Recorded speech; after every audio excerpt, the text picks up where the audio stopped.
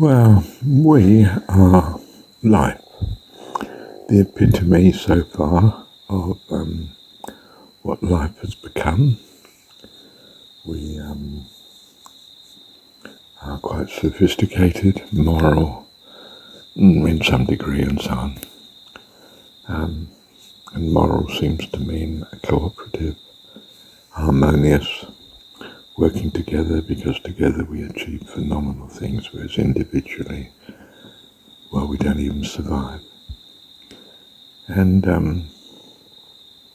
you'll notice that we feed on lower life, plant life, and the fruit that it produces. Ideally just the fruit, not the actual plants themselves, because that destroys what produces the fruit.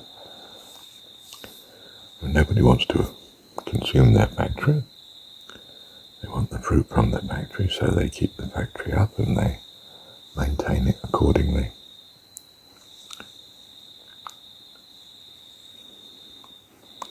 So we've been put in the garden, and the garden is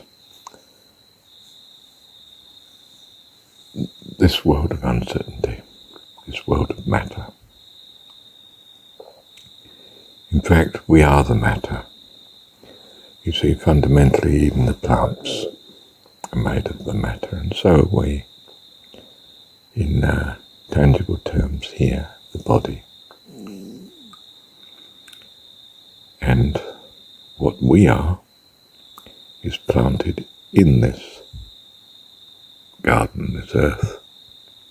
And of course, for billions of years, the universe has been, and still is, in large part, an absolute firmament of fire and molten lava and molten matter and so on.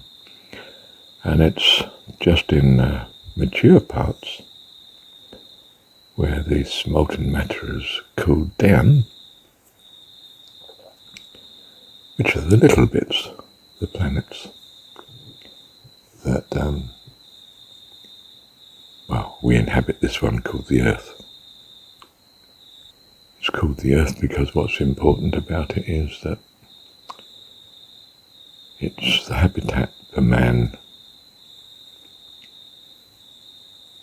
to be in. So man is called Earth, Red Earth, if you like.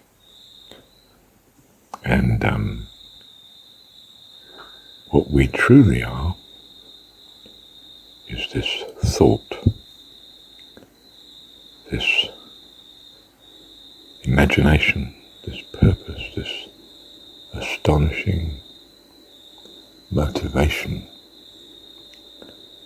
that changes from simply mechanical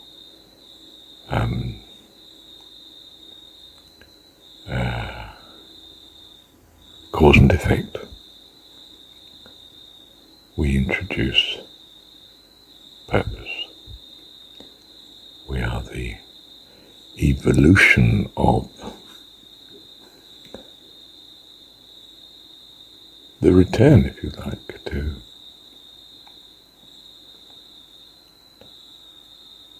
the infinite character,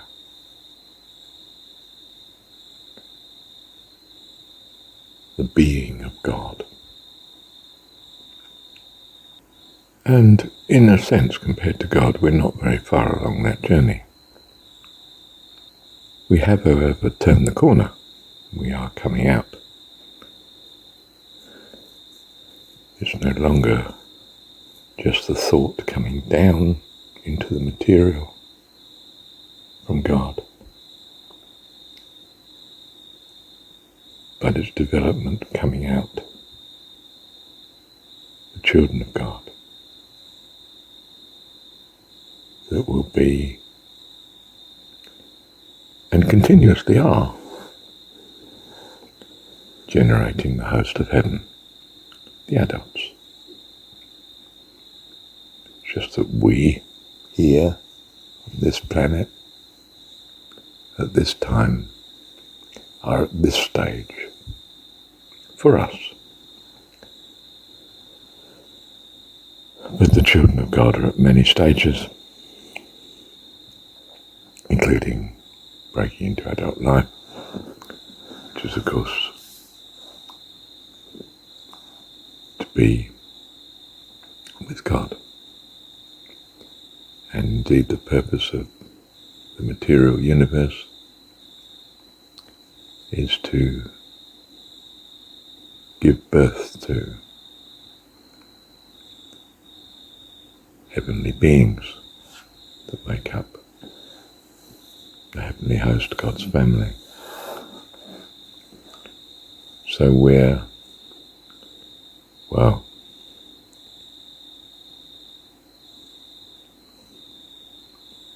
gone through a long process of conception to get to where we are, but we're certainly not mature adults yet. But we are individualized and learning to not only be individualized, but cooperatively so. And it is that ethics, that ability to cooperate with each other and harmonize with each other, that, we're in that learning process.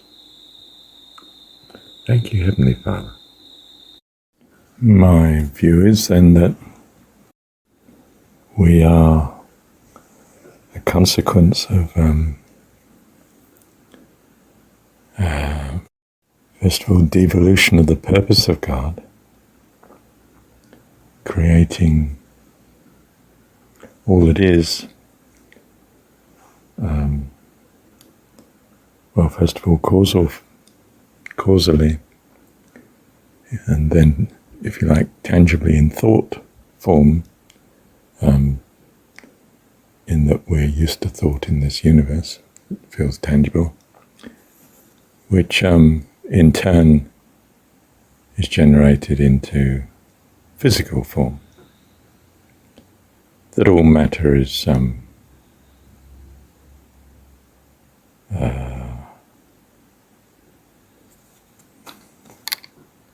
sort of crystallized thought, in a sense. Seems very tangible, but the more you analyze it, the more you realize there's nothing much there. That gets you down to the devolution level. You now have something resembling matter in some form. And then we get the evolutionary phase, which you might think of really from birth, possibly from what we call conception onwards. Clearly you have matter being developed at quite a phenomenal rate. And at some stage the earth literally gives forth, bacteria, if you like, and then plant life, and then animal life. In other words, this is the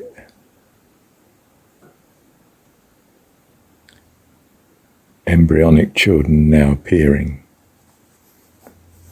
And in time, this develops into more and more sophisticated, complex life forms. The survival process, in some sense, giving precedence to those that are best at surviving. Survival of the fittest. And that's a pretty intelligent being, but perhaps rather amoral, ruthless. What we might think of as acutely self-centered. And at some point there's a civilization type process.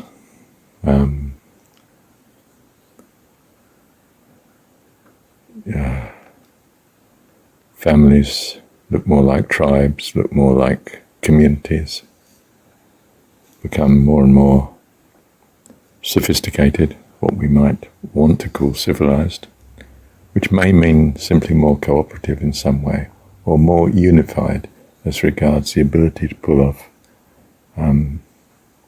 common goals like protection, especially, and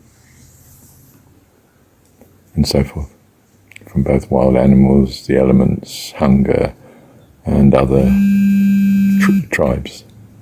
So the cosmos is seen as coming into being physically from the point at which thought starts to take on the qualities of matter, which is, if you like, individualizing thought, crystallized now, and increasingly grouping together, lumping together, masses of matter and forming gaseous clouds, which form stellar objects, which form planetary bodies as well, and so forth. Massively long process. But individualized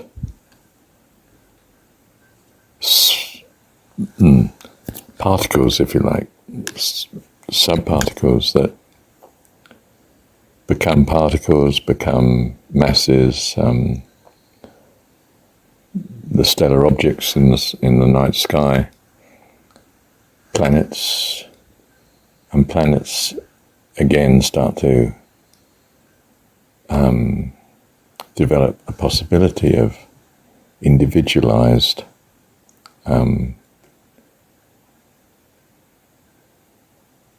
materialized now life. Bacteria, plants, and whatnot. So that there's a flow on from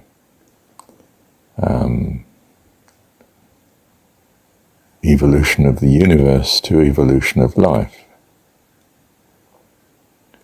And it's something to do with the potential or driving force that in some sense is in what we start to recognize as matter. That in some sense all matter is life. In fact, all thought is life and all matter is thought. And all thought comes from, well, we think of it as God, don't we? The creator of all, father of all. Or you can think of it that way. And there may be tremendous benefits in thinking of it that way. We find out by trial and error.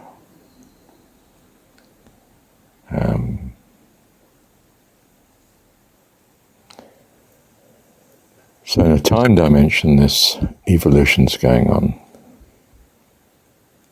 We start to see the same pattern in a minor way in the individual.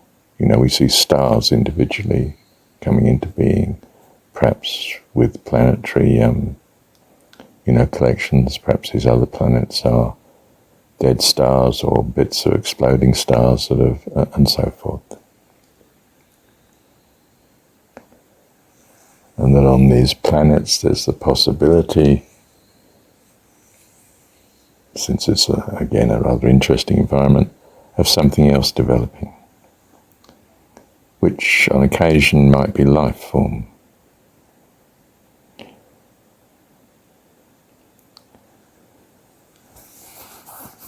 So the individualized person appears in existence.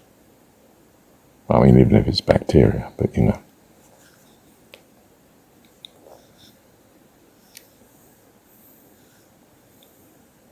This doesn't mean, of course, that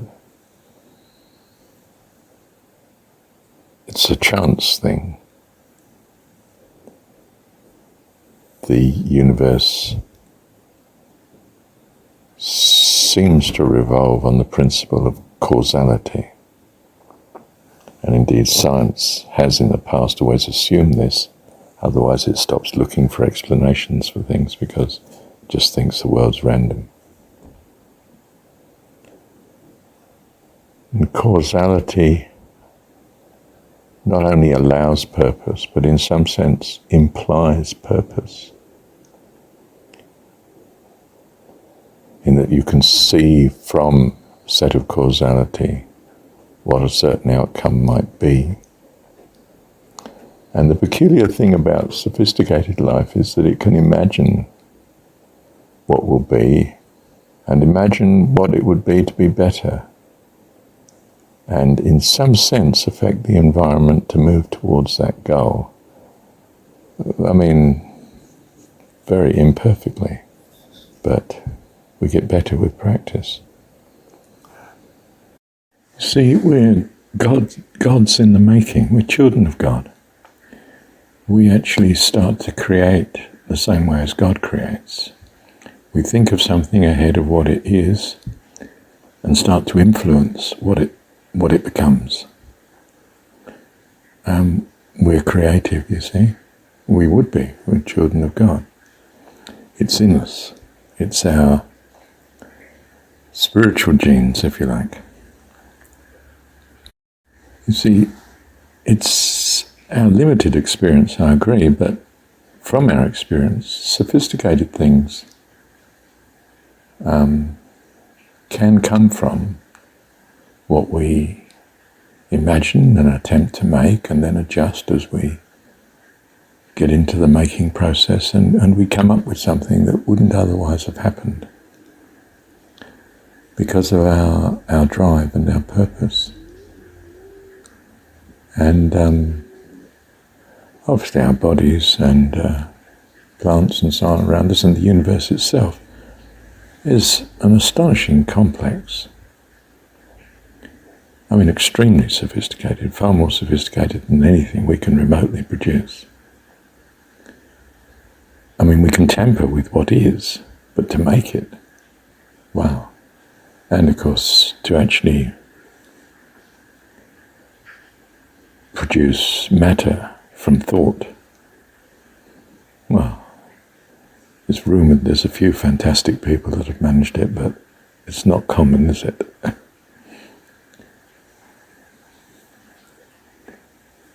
But in some sense, the most complex tends to imply for us that it's been purposed. And we're often considered contemptuously saying that God may have created the original universe, but he seems to have just let it run from then on. And but really that's the same when you decide to build a house.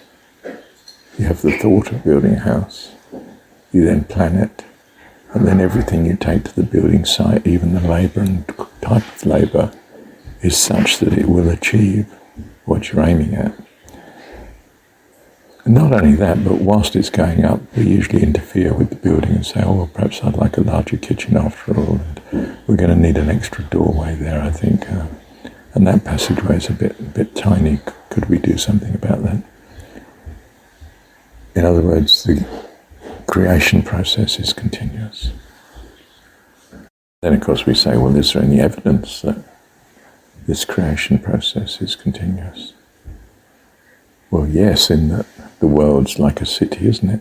It's never completed. It's always continuing to develop into something else. And with us on it, in some ways, developing into something that's more sophisticated. In some ways not, of course, because we're extremely destructive in the way we live. Things become extinct, vanish. Well, to be realistic, we're only looking at a tiny speck of the universe, and we've only been watching it for a very, very short period of time. But it stands as some sort of working hypothesis to build on, to adjust. to start with anyway. It's always been considered pretty preposterous for the creature to think that he can master how he was made. But children of God are like that. They're going to attempt it. And I suspect they're going to achieve it too. With God's help. Thank you, Heavenly Father. Every cell in the body has the blueprint to the whole body. Every atom in the universe is a blueprint of the whole universe and all its history.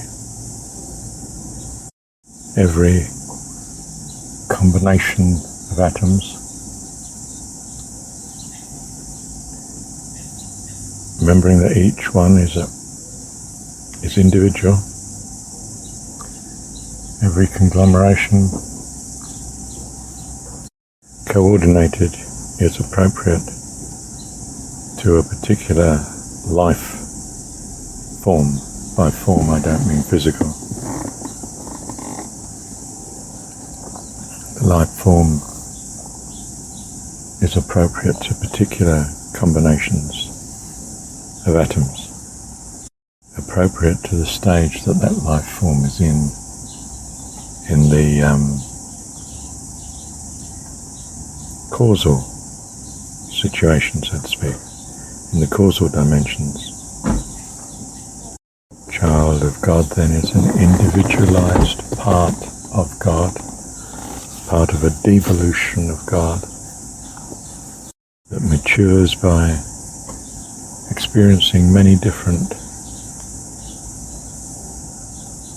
physical forms and imaginary mental scenarios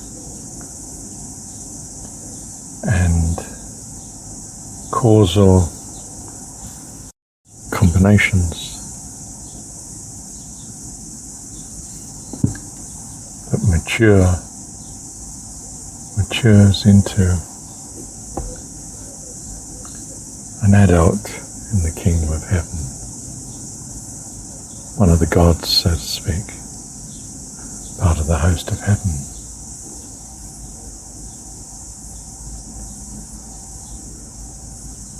Unbelievably large in number and increasing at an ever-increasing rate.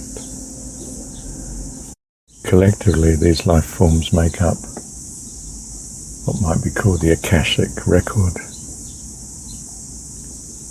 the complete history of what we think of as creation, but it's rather more than that.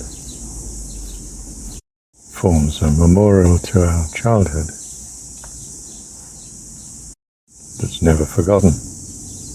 Good parent keeps all sorts of memento from child's early years. It's just that God does it on a bewilderingly more complete scale. When you dream, you experience mental situations that are appropriate to your spiritual growth needs, as is your life here in this life on earth. The difference is that this life on earth is a dream that you keep returning to, well, for a good few years anyway. And then you return to it no more, and it's just a dream. But it's not a dream that's forgotten. It's on record. Good parent doesn't just abandon the kids and let them get on with it. He stays close by them. There's not an atom that exists but does not have the presence of God. Indeed, it's the other way around. There is not an atom that could exist except God be thinking it. Creation is God's pleasure, but not just God's pleasure. It's the pleasure of the host of heaven. And you should make it your pleasure, because that's the being you're becoming. It's in your spiritual DNA, which is deeper than matter, deeper than thought, deeper than values. It's in the heart of God. Part of the heart of God. Your part, your individuality. And all heaven chooses to make you their joy. And me. And in passing, let me say, you don't want your kids to argue with each other. Upsets you. In the words of the story, when Jesus says, whatever you do unto these, you do unto me, is precisely this. And still I speak in parallels. What I can imagine on earth, I can live easily in dreams. What I dream in dreams, I can easily determine in causation, in values, and choose.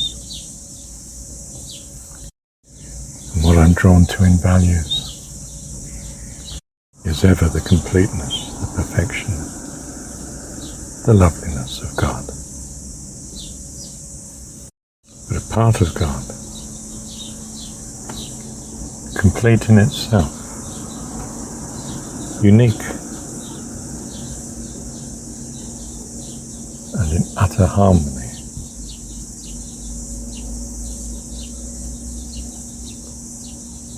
such that the whole of the host of heaven, including God,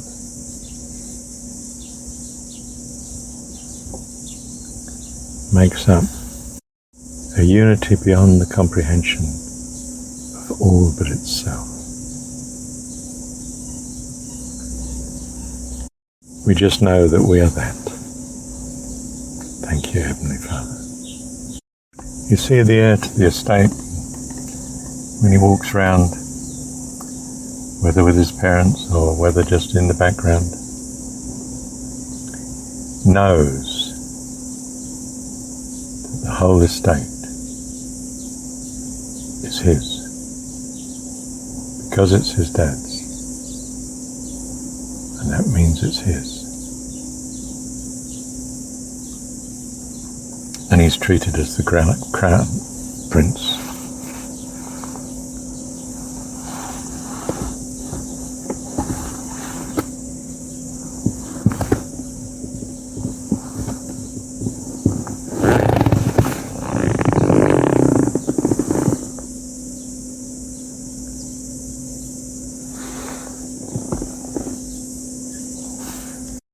Know who you are, and the lake will become so placid that it perfectly reflects the heavens. You can see God in the sun.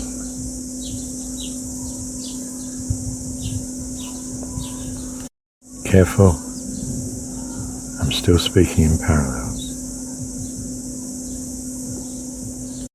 Thank you, Heavenly Father. It's worth mentioning that we are indeed able to be at many different stages of development. You know, some students are particularly purposed to focus on achieving the goals that the classroom is ultimately designed to achieve. and they make best use of the facilities and appear brilliant very quickly. Others may have to return to the classroom year after year, so to speak, or haltingly move on to something a bit more sophisticated.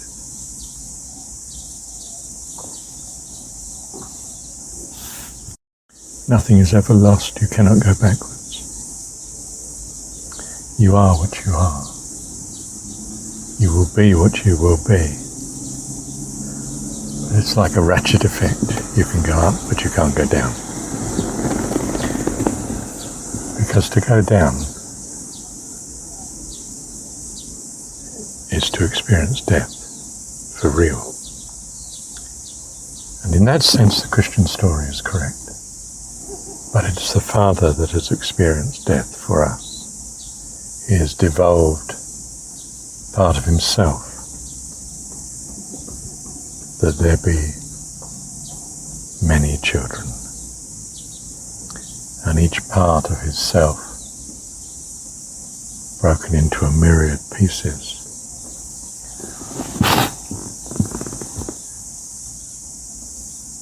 Is the seed, if you like, of each of us. We are the children of God, born of him, in spiritual terms, genetically born of him.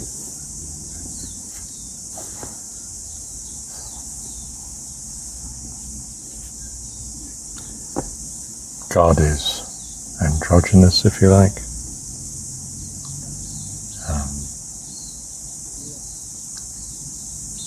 The devolution, the work, is by the male.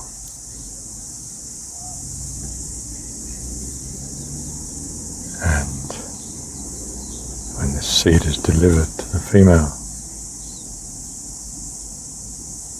side of God, nurtures and brings forth, and that's what we're experiencing. We are close to Mum, especially as a child, because that is the stage we are in. We are in the evolution. She is concerned with physically building us. And not just physically, of course, but all the way through.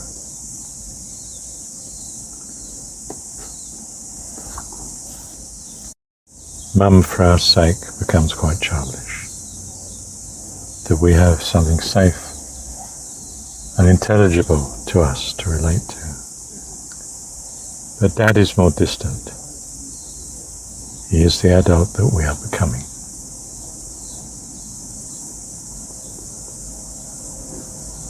So the goal is ever before us. Our God. And the Helper is ever with us. Our God. So God achieves both.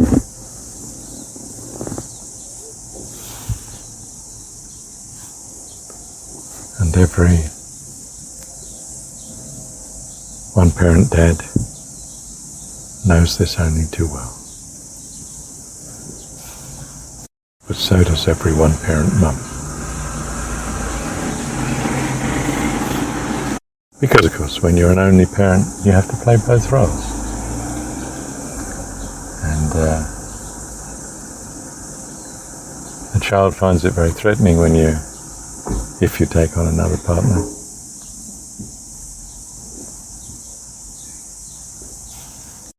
Because, well, they've already lost one parent and adjusted to you being both. But now they have to adjust to you not being both, but going back to being one parent and a slightly different parent to the one even that they were used to, because you're relating to a new partner. And you've become one flesh with them.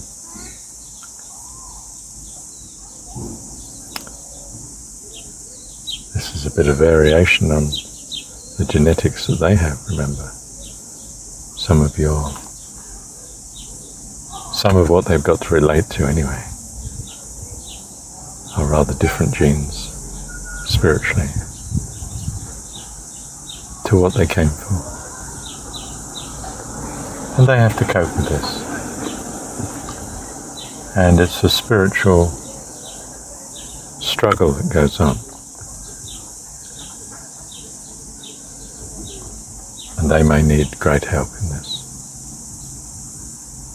And they're likely not to get it because you, the one parent, is now more heavily occupied with a new partner. And instinctively the child knows this and resists it like the plague.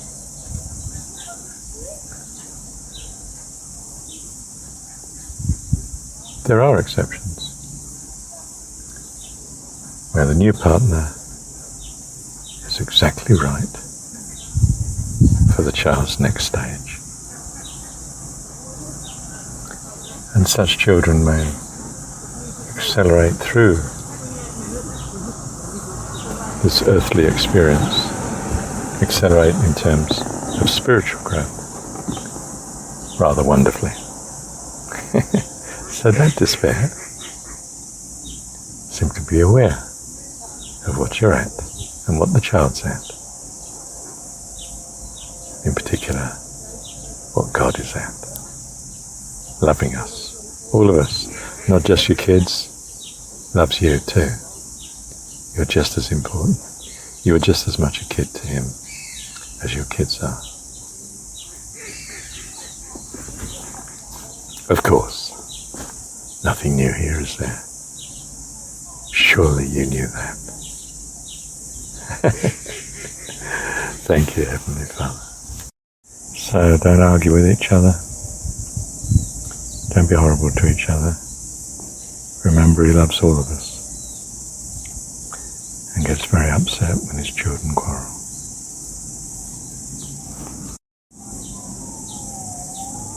Out of gratitude, we have it to him to love and care for all of his creation.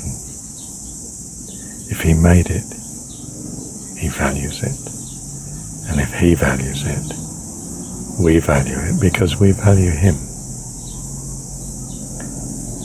So watch and be aware of his presence and just watch what he does. Doing what's obvious and fits, not stressing. It's in his hands, not yours. You have every good reason to trust him. He has brought you to this age that you are at present. Not one moment of it could have been, but for him having it in mind for you.